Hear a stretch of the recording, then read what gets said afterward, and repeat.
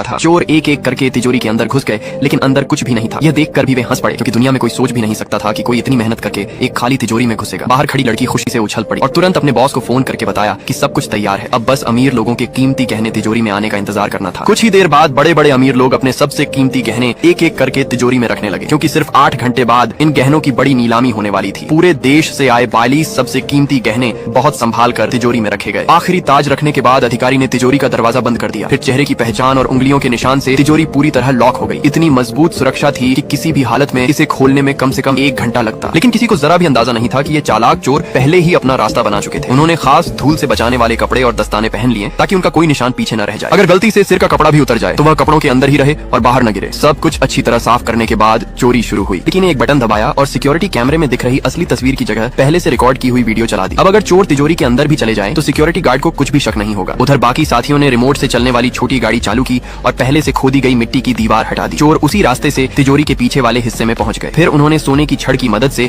दरवाजे को पहले जैसा टिका दिया। अब तिजोरी पहले से बिल्कुल अलग थी। देश के 42 सबसे कीमती गहने उसके अंदर रखे जा चुके थे। बाहर अधिकारी अभी भी कागजों पर दस्तखत करने में लगे थे। उन्हें जरा भी पता नहीं था कि अंदर रखे करोड़ों के गहने कुछ ही मिनटों में गायब होने वाले हैं। बॉस ने साफ कहा था कि यह काम ऐसे होना चाहिए जैसे कोई भूत आया हो, न कोई आवाज न कोई सबूत। चोर बहुत सावधानी से एक एक गहना बैग में रखने लगे। नीलामी की सूची के हिसाब से उन्होंने हर गहना नंबर देख कर रखा ताकि एक भी चीज छूट न जाए। यहाँ रखा हर गहना करोड़ों का था, लेकिन चोरों ने सिर्फ 10 मिनट में पूरी तिजोरी खाली कर दी। और उनके लिए गहने चुराना तो बस सबसे आसान काम था। अब सबसे बड़ी मुश्किल थी इतने कड़े पहरे के बीच इन गहनों को बाहर कैसे ले जाया जाए। नीलामी शुरू होने में सिर्फ 7 घंटे बचे थे। सुबह होने से पहले उन्हें अपने सारे निशान मिटाने थे। सबसे पहले उन्होंने वेल्डिंग मशीन से तिजोरी का पहले काटा हुआ दरवाजा फिर से जोड़ दिया। उसके बाद कटे हुए हिस्से पर दोबारा रंग कर दिया ताकि किसी को शक न हो। फिर उन्होंने वैक्यूम क्लीनर से सुरंग में बची हुई सारी मिट्टी अच्छी तरह साफ की। इसके बाद मिट्टी को वापस पहले जैसी जगह भर दिया और खास औजार से उसे पूरी तरह बंद कर दिया। फिर पानी डालकर सब कुछ पहले जैसा बना दिया। भूमिगत रास्ते की ईंटें भी एक एक करके अपनी जगह लगा दी गई। अब ऐसा लग रहा था जैसे वहाँ कभी कोई सुरंग बनी ही नहीं थी। चोरी में इस्तेमाल हुए सारे औजार वहीं छिपाकर छोड़ दिए गए ताकि किसी को उनका पता न चले। इतना बड़ा रास्ता उन्होंने अपने हाथों से बनाया था और उसी रास्ते से करोड़ों के गहने चुराए थे। काम पूरा होने के बाद सभी लोग आम पर्यटकों की तरह होटल लौट आए, लेकिन वे तुरंत भागे नहीं, बल्कि सुबह तक आराम से सोए जैसे कुछ हुआ ही ना हो, क्योंकि जितना कोई आम इंसान की तरह दिखता है उस पर उतना ही कम शक होता है। सुबह होने से पहले उन्होंने होटल में अपने सारे उंगलियों के निशान, बाल और बाकी सबूत भी साफ कर दिए। फिर कंप्यूटर से सारा डेटा मिटा दिया। उधर ओल्ड बाई गहनों को छिपाने में लगा था। उसने पहले गहनों को वैक्यूम बैग में रखा, सारी हवा निकाल दी और फिर उन्हें पहले से तैयार मछली के डिब्बों के अंदर छिपा दिया। ऊपर से ढक्कन बंद किया तो वे बिल्कुल असली खाने के डिब्बे जैसे लग रहे थे। अगली सुबह सभी लोग आम पर्यटकों की तरह पेरिस से निकल पड़े। चश्मा और दाशान बैग लेकर घूमने वाले यात्रियों का भेष बनाकर बस से निकल गए। पुलिस सोच भी नहीं सकती थी कि इतने बड़े चोर बस से भागेंगे। वहीं ओल्ड बाई और उसके 2 साथी एक छोटे परिवार का भेष बनाकर कार से स्पेन की ओर निकल पड़े। उन्हें पूरा भरोसा था कि उनकी योजना सफल होगी, लेकिन रास्ते में एक सुनसान जगह पर पुलिस की चेकिंग चल रही थी। वहाँ कई पुलिस वाले खड़े थे। यह देखकर एक साथी घबरा गया। उसने मछली का डिब्बा उठाया